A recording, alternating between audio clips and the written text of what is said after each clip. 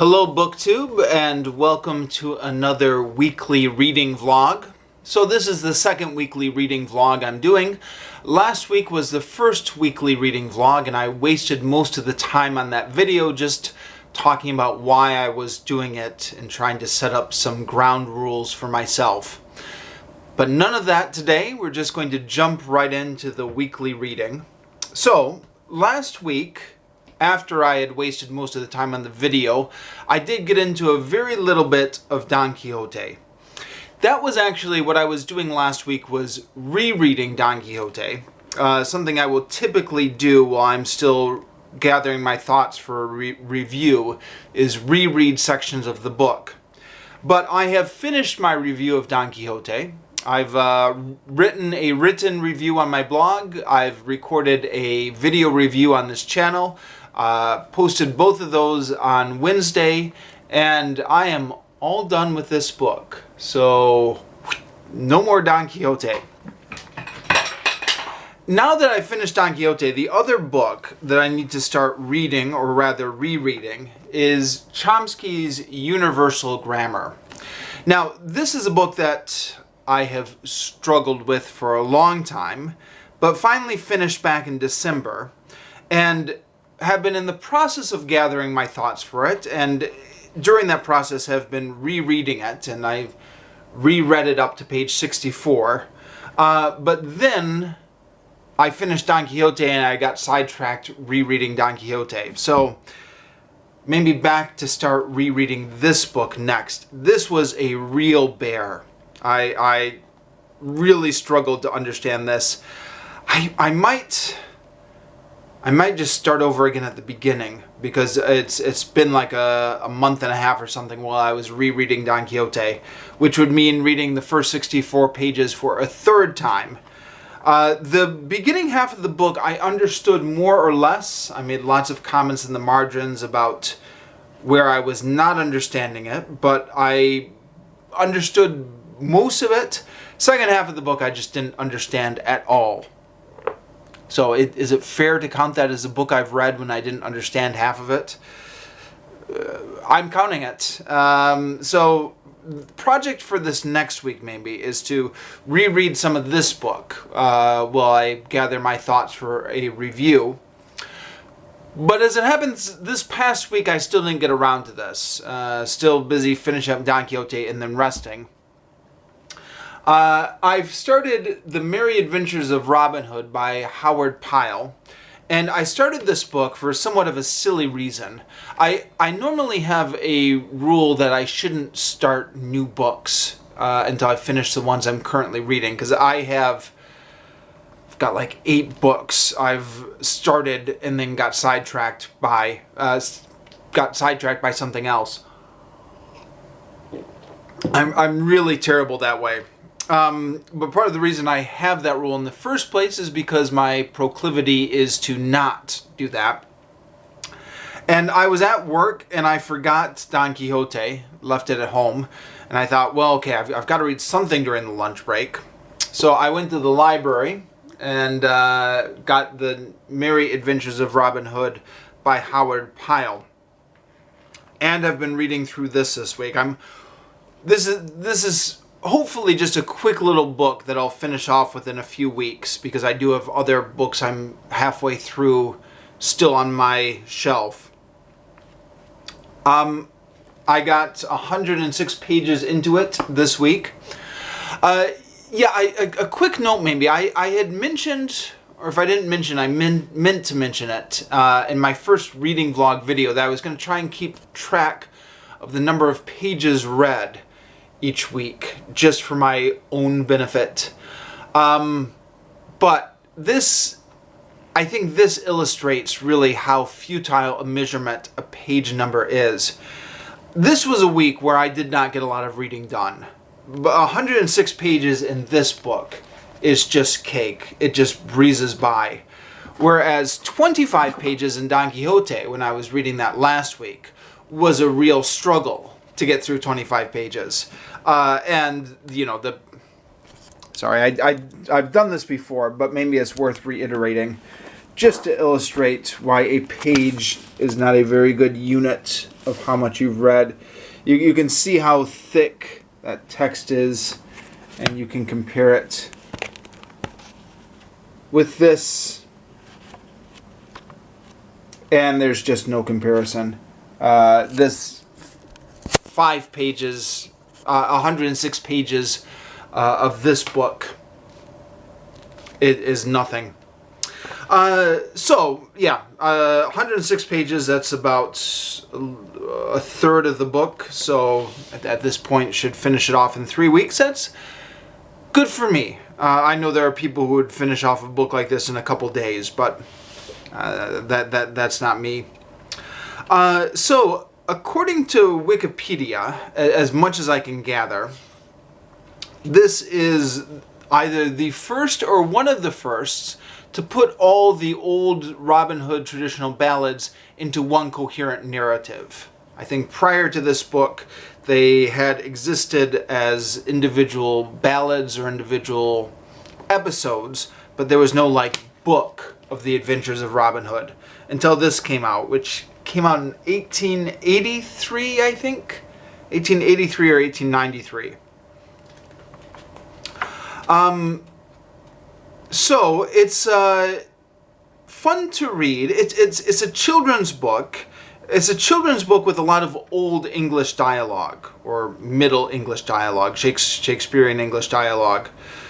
So there are a lot of words in here, especially in the dialogue, that I do not understand at all, and just kind of keep reading. In spite of that, though, it's on the whole a very easy read. I was at work yesterday, actually, and a friend of mine asked me what I was reading. I said, "Oh, I'm reading this one." I said, "It's a children's book, but it's a classic children's book." And he said, "Look, you don't have to justify your reading level to me." And I thought, okay, yeah, fair enough. Maybe I am getting a little bit defensive about this. I tend to... I've always been a bit of an inner snob, like to be seen reading the classics. But at the end of the day, this is just a children's book. So it's going through the Robin Hood legend. I suspect most people are familiar with the Robin Hood legend. I absorbed it through a classic comic book retelling when I was a kid. So it starts off with Robin Hood's origin story, where he's... I suspect this is vaguely familiar to most people, just through classic comic books or whatnot. Robin Hood is going to a shooting match because he wants to win the prize. He encounters some foresters. They laugh at him and they said, I bet you can't even hit those deer. They make some sort of wager on it, and then Robin draws back his bow and he shoots the arrow and he hits the deer and he wins the bet. But then the foresters say, "Ah, you've just killed the king's deer. Now you're under arrest." So like they goad him into shooting the king's deer, and then they try to arrest him for it. In the classic comic that I absorbed as a kid, I believe Robin just runs into the forest at that point and becomes an outlaw for the rest of his life. Apparently, again according to Wikipedia, what happened in the real legend is that Robin Hood killed the 14 foresters for failing to honor their bet at that point, which is a bit more of a violent story. According to Wikipedia, Howard Pyle was softening the Robin Hood legend for children, and one of the things he did to soften it is Robin Hood did not kill those 14 foresters for violating his bet. Instead, he just turned to walk away. One of the foresters shot an arrow, which kind of grazed by Robin Hood's ear or something like that. And then Robin Hood turned around and shot back and killed one of the foresters, kind of in self-defense. And I think this is a softening of the original ballad. But either way, from that moment on, Robin Hood runs into the forest and he's an outlaw. And there's something about a Maid Marian here in these opening chapters, who was, I think, Robin's childhood sweetheart or adolescent sweetheart or whatever. but I think her name gets mentioned once or something. It says something like he was walking around thinking of Maid Marian. And then she has not shown up in the book again. I expect I'll see her later. Yeah, in fact, looking in the index here, I can probably see where she's going to be coming up. But yeah, in the first 106 pages, Robin is not wasting any time at all mourning about Maid Marian. Nor is he really worrying about much at all. The book is all about the carefree life that Robin and his outlaws live, how they enjoy feasting and games and drinking and pranks and love to get in fights and then talk about the fights afterwards and just live a merry life out in Sherwood Forest. In fact, the word merry comes up so many times in this book, which is, I mean, again, that's not a complete surprise. I was exposed to elements of that in the Robin Hood stories I remember as a kid. But also nowadays when they tell Robin Hood stories, you know, they talk about the plight of the poor and how, you know, the poor were so oppressed and downtrodden that Robin Hood really felt it his duty to go and do something for the poor. And yeah, there's none of that flavor in here. And again, according to Wikipedia, I guess, they were saying that the oldest stories of Robin Hood just portray him as a merry outlaw. And the idea of him having like a social conscience and helping the poor was a later addition to make him more palatable or something like that, make him more sympathetic. I mean, it is in here. He does talk often about how they're giving what they steal to the poor, but you don't get the impression that they're stealing because they want to help the poor. You get the impression that they're stealing just because they love stealing from the rich people. It's like a game to them, and then giving it back to the poor. Robin Hood and Little John and the rest of them love getting in fights. There's a bit of machismo in here about two men meet and they obviously want to see who's the better man, and they always end up in some sort of fight, but then they're very good-natured about it. The loser would say, well done, that was a good hit you gave me. How would you like to join my merry band of outlaws? And the winner always says, yes, I would love to join it. Everyone wants to join Robin and his merry band of outlaws. So many of these stories end with the winner or the loser of the fight just being offered a place in Robin's band of outlaws. So, for example, this is quite typical, but one of the early chapters here, from part first, chapter 1, there's a tinker who, I don't know what a tinker is, some sort of, what is a tinker? Some sort of carpenter or a repairman or something. Tinker gets mentioned a bit in this book, actually. So I get the feeling it must have been a common job back then. But anyways, he gets hired or recruited by the sheriff to serve a Robin Hood's arrest warrant. And if he can do that, there will be some sort of reward for him. So he goes looking for Robin Hood and meets a young lad by the forest who, of course, is Robin Hood, but he doesn't know that. So Robin Hood befriends him. They're talking. The guy says, have you ever seen this Robin Hood? What does he look like? And Robin Hood says, well, he looks quite like me, to be honest. He's about the same height as me. I think he's got the same eye color as me. And just playing with him. And they go to the bar, and Robin Hood, this is Robin Hood's local bar where he goes all the time, or tavern or whatever. So Robin Hood has the barkeeper add some strong alcohol to the guy's beer, and he just passes out, and then Robin Hood steals his arrest warrant. So it's got like a folktale element to it, the trickster element to it, which is the pleasure of a lot of these stories. It always these chapters are all like mini stories in and of themselves, more than they are a coherent narrative. And again, I think this goes back to the fact that these are coming from old ballads. when it was, each ballad itself was a story.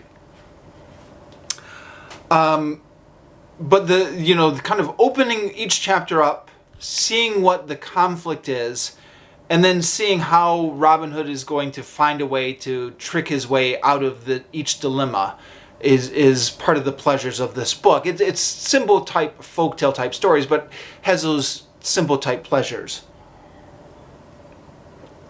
But anyways, after Robin Hood gets the guy unconscious by spiking his drink, Robin Hood steals the arrest warrant from him, and the guy wakes up the next morning with a huge hangover, and then the bartender makes him pay for the tab because Robin Hood had told the bartender to charge him double. It was all part of the joke. And then the guy goes out and he meets Robin Hood again in the forest, or on the highway next to the forest. Highway, of course, meaning the old sense of the word. And the guy, of course, is angry. And Robin Hood says to him, "Look, don't be angry. I tricked you. I'm sorry. How'd you like to join my merry band of outlaws?" And the guy says, "Well, I would like nothing better." And so that's another common theme throughout, is Robin Hood will fight someone or trick someone, but then at the end Robin Hood says, "Okay, don't be angry. How'd you like to join our band?" And the band of outlaws just has nothing but fun out in the woods, where they drink a lot of ale and are feasting all the time and are playing games and making sport and wrestling and shooting. So it's a very light read. It'll be interesting to see maybe how this will handle the darker parts of the Robin Hood legend when I get to that later. But if it's in here at all, I guess we'll see. But yeah, so far it's just folktale elements, very light-hearted read, very very easy type read. So that's been one thing I've been working on. 106 pages of that. How am I doing on time? Okay. The other thing is I've made a little bit of progress on the Sign of Oberon in the Chronicles of Amber. And how much progress did I make on this? Not much, because this book I leave at home, partly because it's a little bit thicker and falling apart, so I don't take it in my book bag when I go to work. And so I just read a little bit in the evening, maybe at the dinner table between watching the toddler or something. And I think I only read a few pages this week. But it is getting interesting. So Corwin is going down into the dungeon here. The dungeon where he used to be imprisoned. And he's going to his old cell. And he's looking for Dworkin, the how would you describe Dworkin? The little crazy guy who produced most of these magic elements that the family of princes has. And then he finds Dworkin, and Dworkin has mistaken him for his father. His father's been missing. And Dworkin says to him, is it time to end the world yet? And I really haven't gotten any farther than that. And so, yeah, what's going on with that? That's something I'm going to have to try and continue with next. And that is all the reading I've gotten done for this week. But I'd also like to talk about the podcasting I've gotten done this week. So I'm listening to The History of Rome by Mike Duncan. And I've actually just finished up my second listening of it. My rule for podcasts and audiobooks is listen to them 3 or 4 times before doing a review. And the reason being because when you're listening to something by audio, sometimes your attention will wander, or at least mine will. So if I only listen to it one time, I don't feel like I've absorbed it all. Listen to it a few times. That way, your attention will be wandering on chapter 3 on the first listen. Your attention might be wandering on chapter 4, the second listen. But by the time you do it 3 or 4 times, it should all even out in theory. It's not chapters, of course, it's episodes in a podcast, but you get the idea. So, this week I've finished up the last few episodes of the fall of the Roman Empire, the Western Roman Empire, and the end of the podcast. Now, this is actually a perfect example of why it's beneficial to listen to these things 2 or 3 times, or at least for me. Because I'd listened to all these episodes before, but I had them on in the background when I was getting ready for work, or I had them on in the background at work when I was doing some sort of mindless data entry type thing. But I was somewhat distracted, and I wasn't fully absorbing it. And this week, I've been doing most of my listening at the gym, where I put on a pair of headphones and take my phone with me and do some treadmilling at the gym. I've been trying to get back into the habit of going to the treadmill and walking for 30 minutes on the treadmill and just listening to the History of Rome podcasts. And when I'm just walking on the treadmill and doing nothing else, I am hyper-focused on the podcast. Actually, my mind still does wander a little bit. It'll say something in the podcast which will remind me of something else, and then my mind will be wandering a little bit. But for the most part, I'm paying very close attention. And I'm realizing how much I did not absorb the first time around when I listened to this. There was just so much stuff that happens during like the last 50 years of the Roman Empire, the Western Roman Empire, and all the various alliances that are shifting back and forth, the Goths and the Visigoths and the Huns and the various emperors and their generals. And it's all just fascinating, but it requires paying close attention. It's almost, apologies to Mike Duncan, but I almost get the sense it's not the best material suited for a podcast. It would almost be more suitable for a book, where you have like a cast of characters that you can keep referring back to, like on print.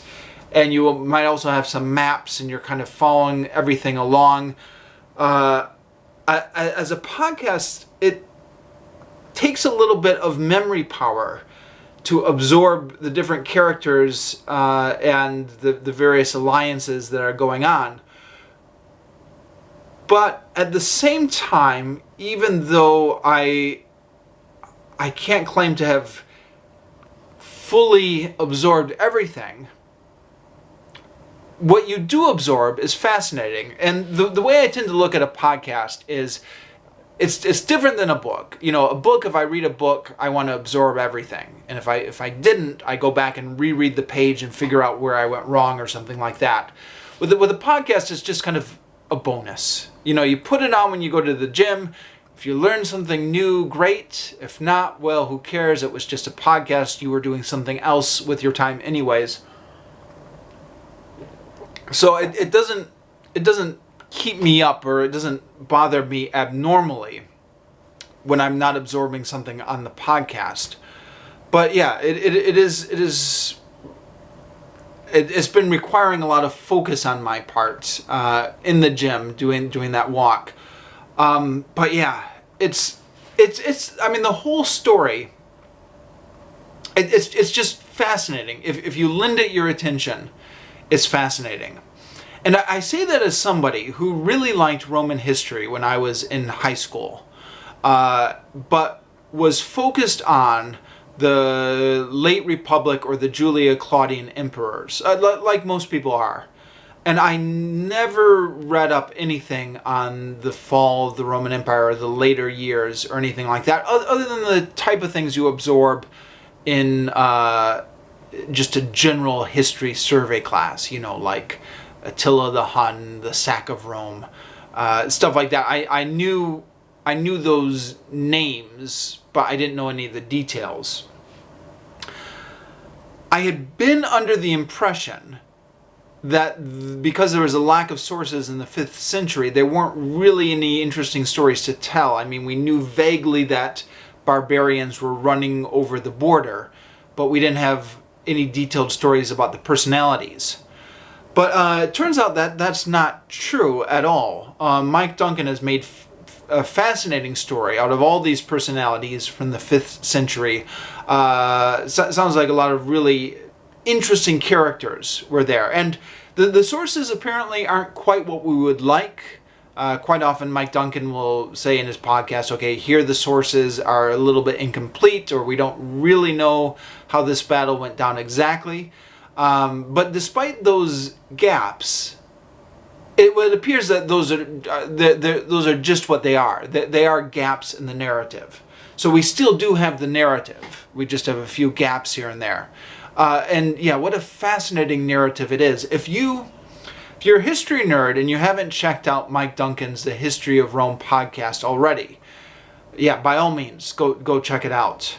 And then having finished it, I'm doing what I did the first time, which is to go on to the first chapter of Mike Duncan's book, The Storm Before the Storm, because Mike Duncan released an audio copy of the first chapter of his book on his podcast feed.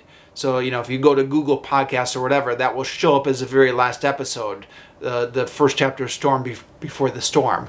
And so I thought, oh, okay, if it's on the feed, I'm counting it as part of the podcast. So listen to it once before listening to it for the second time now, and that is really a fascinating story. The first chapter is about the Gracchi brothers. And yeah, Mike Duncan is a great storyteller, and he really gets into some of the details here about exactly what the Gracchi brothers were doing, exactly who their political opposition was. There's a whole kind of cast of characters here, which again, I didn't know we had that much information about the Gracchi brothers. And I've read The Civil Wars by Appian of Alexandria and reviewed them on this channel, and thought it was a rather skimpy narrative about the Gracchi brothers. I've not read the other ancient sources, which would be what? Other ancient sources on the Gracchi would be Plutarch and Sallust, Cassius Dio, I don't know. But whatever they are, Mike Duncan has, it's a fascinating first chapter, and I have every intention of picking up a copy of The Storm Before the Storm whenever I come across it. I'm living in Vietnam right now, so I won't, it might have to wait till my next trip back to the US, but that book is going to be number one on my list of books to track down. Now, while I've been doing that, I've also been listening to Mike Duncan's Weekly Revolutions podcast. This is an ongoing podcast. The History of Rome is a finished podcast. I'm planning at some point on binging the whole Revolutions podcast and doing a review of that once I finish binging it. But I figure, why wait? You can have your cake and eat it too. I can still listen to the weekly episodes coming out and then still binge the whole thing once it's finished as well. So it's Tuesday morning Vietnam time when the episode comes out for the Revolutions podcast. And every Tuesday morning I take a break from podcasting the History of Rome, from listening to that, and I go to the Revolutions podcast and just listen to whatever episode is out that week. And it's just been fascinating, his take on the Russian Revolution. And again, if you're a history nerd and you're not listening to this, check it out. It's just absolutely fascinating. He last week did the death of Stolypin, one of the reformers, Stolypin. And this week he was supposed to do the introduction to Rasputin, but he's had some health problems which have caused him to slow down the pace a bit. So he just did talking about the hemophilia of the Tsarevich, the young prince who had hemophilia, to give the background to why the royal family fell into Rasputin's orbit to begin with, which doesn't sound like much, but he's just a great storyteller. And that the whole background to the whole hemophilia, and he goes into the medical history and Queen Victoria's family, and how Queen Victoria's family apparently was passing this hemophilia